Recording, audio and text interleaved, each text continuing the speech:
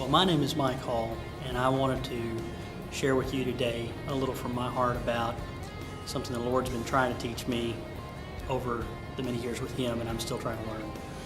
And that's that the Lord works in weakness. And He tells us about that in 1 Corinthians, that He chose the weak things, He chose the lowly things of the world to work with so that we couldn't boast about ourselves.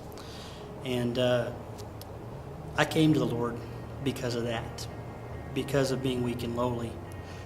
When I was 18, I was broke, in trouble with the law, trying to overcome alcohol and a lifestyle of drug use and partying. And 2 in the morning, walked through a park because my motorcycle was broke down and stopped and just told the Lord that if He was there, I really needed to know Him. And the very next morning, I found a Bible as I cleaned up my room. It's part of the deal so I could go back home and live with my parents. And as I cleaned up my room, I found a Bible, and I read through it, and I found a tract that told me about Christ. And the Lord blessed me in that time of my life in weakness and helped me to find a church home, a family that accepted me and loved me and taught me what it was like to be a disciple of Christ. Throughout my life, I've fallen back and forth in those processes of trying to remember that it's about the Lord working in my weakness and not me working in my strength. And more often than not, I've found that when I'm alone or when I'm by myself in my worship or by myself in my practice of life, that's when I fall. That's when I rely on myself.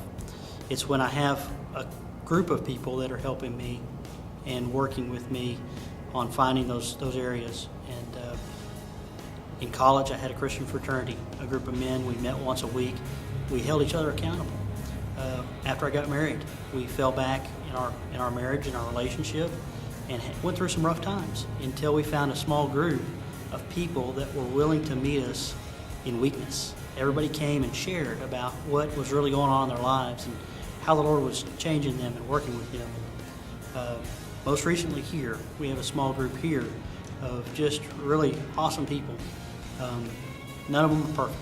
None of them are really relying on their own strength. I think everybody in our small group has realized in being around each other that it's really in those times of hurt and pain that we're able to minister to each other, and the Lord is working through us to each other and to our church. And so that was my encouragement to anybody that's hearing this, is that you should find a place to plug in this church, whether it's a Sunday school or a small group, where you can be yourself and let the Lord work through you and through other people in your life.